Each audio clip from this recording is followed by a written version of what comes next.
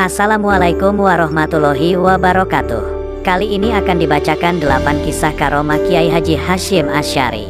Kisah ini diambil dari berbagai sumber yang disatukan ke dalam satu video dengan judul 8 kisah karomah Kiai Haji Hasyim Asy'ari. Berikut kisahnya. Kiai Haji Muhammad Hasyim Asy'ari, bagian belakang namanya juga sering dieja Ash'ari, lahir pada tanggal 10 April tahun 1875, 24 Zulkaidah 1287 Hijriah, dan wafat pada tanggal 25 Juli tahun 1947. Dimakamkan di Tebuireng, Jombang. Beliau adalah pendiri NU, organisasi massa Islam yang terbesar di Indonesia. Mbah Hasyim adalah putra ketiga dari 11 bersaudara. Ayahnya bernama Kiai Asy'ari, pemimpin pesantren keras yang berada di sebelah selatan Jombang. Ibunya bernama Halimah. Dari garis ibu, Mbah Hasyim merupakan keturunan ke-8 dari Jaka Tingkir, Sultan Pajang. Namun keluarga Mbah Hasyim adalah keluarga kiai. Kakeknya, Kiai Usman, memimpin pesantren Enggedang, sebelah utara Jombang. Sedangkan ayahnya sendiri, Kiai Asy'ari, memimpin pesantren sebelah selatan Jombang.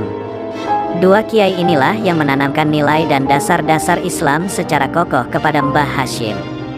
Di Indonesia, semua orang tentunya kenal dengan tokoh ini, terutama kalangan Nahdiyin, sebagai ulama yang mumpuni secara keilmuan sekaligus tokoh pendiri Nahdlatul Ulama.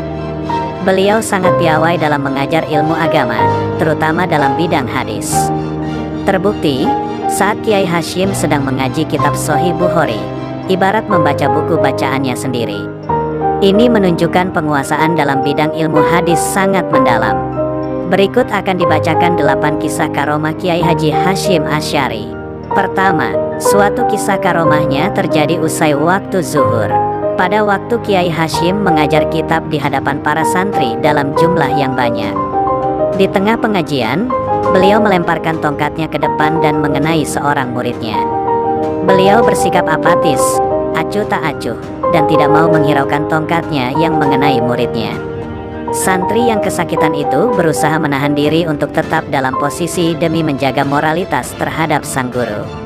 Sejenak murid tersebut teringat bahwa dirinya belum sholat zuhur, sedangkan waktu zuhur akan berakhir. Kejadian seperti ini tidak hanya satu kali, tapi berulang-ulang sebagai peringatan terhadap santrinya yang meninggalkan perintah agama dan berbuat kesalahan. Kedua, karomah beliau yang lain adalah kejadian peperangan melawan penjajah Nusantara.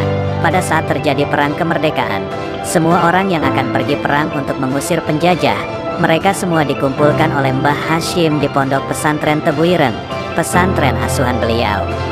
Mereka diberi minum air sambil membaca, "Ya Allah ya Hafiz, ya Allah ya Muhid, fangsurna alal kaumil kafirin." Bagi orang-orang yang beliau kumpulkan tersebut, Mbah Hasyim memberi beberapa pantangan yang tidak boleh mereka langgar. Siapa saja yang melanggar pantangan tersebut, mereka pasti terkena tembakan musuh. Para pejuang yang dikaruniai umur panjang oleh Allah selalu menceritakan kisah ini, termasuk salah seorang dari mereka yang bernama Pak Siin. Ketiga, selain itu Allah Subhanahu wa Ta'ala memberi kemampuan kepada Mbah Hasyim untuk mengetahui apa yang sedang terjadi di tempat lain, meskipun tempat itu jauh. Hal ini sama dengan kemampuan yang diberikan Allah kepada salah seorang sahabat Nabi, yaitu Umar. Beliau dapat mengetahui apa yang sedang terjadi dengan pasukannya dan memberi perintah kepada pasukannya tersebut dari atas mimbar. Ketika Mbah Hasyim Asy'ari sedang memberi pengajian kepada para santrinya di pondok, pada saat yang sama, beliau dapat mengetahui pasukan pejuang yang beliau didik sedang berperang melawan musuh di daerah Pare, sebuah daerah yang jauhnya kira-kira 30 km dari pondok. Mbah Hasyim di samping mampu melihat perang yang sedang berlangsung di daerah Pare tersebut, beliau juga memberi perintah kepada pasukan pejuang yang sedang berperang itu. Penjajah tidak pernah berhasil menghancurkan pondok pesantren Tebuireng. Pesantren beliau berkali-kali dibom oleh pasukan penjajah, tapi bom itu tidak pernah meledak. Bahkan jika tentara Jepang mendatangi pondok pesantren Tebuireng, kendaraan yang dipakai oleh tentara Jepang tersebut tidak bisa jalan. Pada akhirnya tentara Jepang yang kewalahan itu menahan Kiai Haji Hasyim Asy'ari.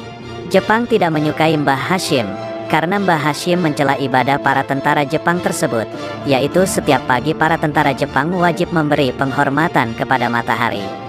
Selama Mbah Hashim di dalam tahanan, para santri beliau datang dan akhirnya pihak Jepang pun melepaskan beliau. Keempat, mengetahui isi hati orang. Mengetahui isi hati orang lain bukanlah sembarang pencapaian. Tentu kebersihan hati dan keteguhan spiritual yang dapat sampai pada kemampuan itu. Kiai Hashim menurut kesaksian Kiai Abu Bakar dapat mengetahui isi hati orang lain, padahal saat itu tidak pernah diceritakan hal tersebut kepada beliau. Misalnya, sebagai santri kalong yang tidak menginap di pondok, Kiai Abu Bakar pulang pergi pondok dan rumah. Suatu saat beliau berangkat dari rumah ke pondok jalan kaki melewati prostitusi dekat pondok, yang juga merupakan bentukan pemerintah Hindia Belanda melalui pabrik gula cukir. Beliau tiba-tiba menggumam dalam hati, kok bisanya tempat seperti ini ada dekat sekali dengan pondok. Beliau melihat adanya perempuan-perempuan di pinggir jalan menjajakan diri, menawarkan diri pada lelaki hidung belang yang mungkin kebetulan lewat dan mau mampir. Saat itu beliau juga ditawari. Dalam bahasa beliau bercerita ditarik-tarik. Beliau berpikir negatif, kok bisanya dekat pondok Tebu Ireng, ditempati wanita-wanita seperti ini. Saat itu usia beliau masih muda, jelas pikiran muda sekali kemana-mana. Sesampainya di pondok, beliau tetap kepikiran tentang hal itu. Tiba-tiba, pukul 8 seusai mengaji, Kiai Hashim mengumpulkan santri. Abu Bakar muda ada di antara kumpulan santri itu. Beliau dawuh banyak hal, namun pamungkasnya, beliau mengatakan perkataan yang cukup mencengangkan dalam benak Abu Bakar remaja. Ngene ya leyo, jeding iku ono cerene, lek ga ono cerene ganduwe jeding. Artinya, begini ya nak, kamar mandi itu ada kalinya, untuk pembuangan. Kalau tidak ada tempat pembuangan, bagaimana bisa punya kamar mandi? Mendengar dawuh begitu, Abu Bakar muda ini tersentak seperti didawuhi di depan umum oleh Kiai Hashim, padahal santri lain tidak tahu bahwa itu menyindir santri kalong bernama Abu Bakar. Sejak saat itu, Kiai Abu Bakar tidak mau berprasangka buruk lagi tentang pondok dan keadaan masyarakat sekitarnya. Pengalaman kedua, masih sama. Pembelajaran kelas biasanya berakhir menjelang zuhur. Santri Abu Bakar yang merupakan santri kalong biasanya pulang setelah salat zuhur. Terbersit pikirannya untuk tidak ikut salat jamaah dan hendak langsung lari pulang. Tiba-tiba dijawil oleh Kiai Hashim, diminta untuk tidak pulang terlebih dahulu, diminta salat jamaah di pondok dulu. Jok moleh sek, jamaah zuhur sek, kata beliau, artinya, jangan pulang dulu, jamaah zuhur dulu. Akhirnya Abu Bakar tadi, tidak jadi pulang, ikut salat berjamaah plus dengan wiridnya. Kelima, identifikasi kebohongan orang lain. Cerita selanjutnya datang dari penuturan almarhum Kiai Tahmid, guru Nahwu zaman Kiai Hashim. Kang Tahmid ini santri senior asal Brebes, Jawa Tengah. Cerita ini dari Kiai Abdul Haq Brebes yang mendengar langsung dari Kiai Haji Tahmid Jaga Lempeni saat mengaji. Kiai Tahmid yang saat itu santri kepercayaan Kiai Hashim menerima tamu. Pernah ditimbali Kiai Hashim untuk melayani tamu yang datang. Pamannya, Kang Bahrudin yang juga santri senior di Tebu Ireng, diminta oleh beliau untuk memanggilnya. Lalu Kang Tahmid bergegas ke dalam Kiai Hashim dekat masjid pondok. Kang Bahrudin mengingatkan agar Kang Tahmid salat dulu. Namun, Kiai Tahmid malah menundanya, nanti saja katanya. Saat di dalam Kiai Hashim bertanya pada Kang Tahmid, apakah sudah salat apa belum? Kang Tahmid berbohong mengatakan sudah. Kiai Hashim lalu sontak meminta Kang Tahmid salat dulu dengan nada separuh membentak dari tempat duduk beliau. Tahmid, sana salat dulu. Tahmid kaget bukan kepalang, ternyata gurunya tahu kalau ia belum sholat. Ia gemetar, tak kuasa untuk berubah dari posisi bersimpuhnya. Ia ingin bergerak tapi tak kuasa. Alot dan rasanya panas dingin. Keringat berayoh mengucur begitu derasnya. Kemudian, Kiai Hashim menghampiri Tahmid sambil menepuk-nepuk pundaknya. Sana salat dulu, lain kali jangan gugup dan bohong. Biar tamu ini aku ladeni sendiri. Dan Tahmid pun merasa badannya kembali enteng. Segera ia menuju ke bilik kamarnya.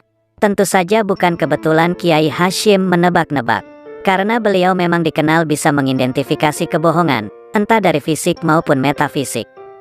Keenam, Digoyang-goyang, rumah doyong, miring. Bisa tegak lagi. Kebetulan pernah mewawancarai seorang santri beliau, santri Kalong juga ternyata. Rumahnya dicukir, rumahnya sangat kecil dan memprihatinkan. Beliau namanya Ahmad Taib, jauh dari kesan kiai atau ahli agama, dengan pakaian biasa. Beliau ini bercerita tentang salah satu karomah Kiai Hashim. Suatu saat si Taib muda merenung di senggangnya waktu. Tiba-tiba Kiai Hashim datang dan bertanya, "Ada apa nak, kok melamun?" Ahmad Taib menjawab, "Itu, rumah saya doyong, miring." Akhirnya Kiai Hashim mengajak Ahmad Taib melihat rumahnya yang miring itu. Sesampainya di sana, Kiai Hashim hanya menggoyang-goyang salah satu bagian rumah yang miring. Tak disangka, rumah itu lurus kembali, alias berdiri tegak lagi. Ahmad Taib terkejut sambil senang. Terkejut karena seperti ajaib sekali, rumah digoyang-goyang saja, yang asalnya miring menjadi lurus. Karena kalau dibenarkan tukang bisa memakan biaya mahal dan tentunya selesai dalam berhari-hari. Di balik semua itu, ia merasa senang dan gembira, rumahnya bisa berdiri tegak lagi. Kata Mbah Ahmad Taib, begitulah cara beliau menyenangkan santri, kadang tidak terduga.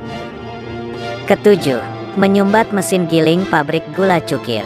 Satu lagi kesaksian Kiai Abu Bakar tentang karomah Kiai Hashim Asy'ari. Santri pernah dibuat heran berkeping-keping, takjub, plus ngeri. Dalam bahasa Kiai Abu Bakar, "Kok bisa ya? Di depan Tebu Ireng pada masa penjajahan Belanda, ada rel kereta yang biasa dilalui kereta komersil Jombang-Kediri, Jombang-Surabaya, dan lain-lain. Namun terkadang juga bisa dilalui oleh lori yang mengangkut tebu-tebu untuk digiling di pabrik cukir. Suatu saat lori yang mengangkut tumpukan tebu siap giling, terguling. Tebu-tebu berhamburan. Santri yang mengetahui itu, berhamburan mengambil tebu itu. Lalu mandor Belanda datang dan memukuli mereka. Berita itu sampai di telinga Kiai Hashim dan beliau merasa geram dan kesal. Kiai Hashim mendatangi pabrik tersebut dan menuju mesin penggilingannya. Saat menggiling suasana pabrik sangat sibuk sekali. Pabrik cukir termasuk pabrik yang paling besar di Jawa Timur. Entah bagaimana, Kiai Hashim mengeluarkan kunyahan susur atau inang dalam bahasa Melayunya dari mulut beliau. Lalu disumpelkan atau dimasukkan ke mesin penggilingnya. Wallahu alam, mesin berhenti dan padam. Kiai Hashim membiarkannya sampai 3 hari. Pabrik tidak bisa beroperasi, tentu rugi. Tebu-tebu yang datang mengantri untuk digiling, menjadi kering. Dibenarkan oleh teknisi tidak kunjung bisa menyala.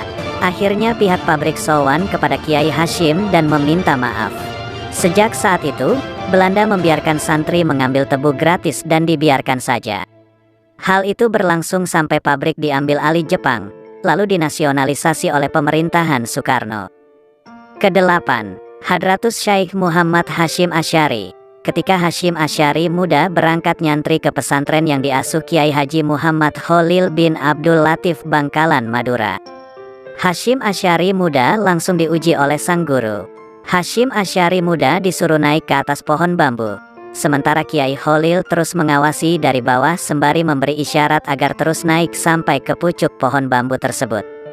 Kiai Hashim terus naik sesuai perintah gurunya itu. Ia tak peduli apakah pohon bambu itu melur, patah, roboh, atau bagaimana. Yang jelas, beliau hanya patuh pada perintah gurunya. Anehnya, begitu sampai di pucuk, Kiai Khalil mengisyaratkan agar Kiai Hashim langsung meloncat ke bawah. Tanpa pikir panjang, Kiai Hashim langsung meloncat. Sungguh di luar dugaan, ternyata beliau selamat.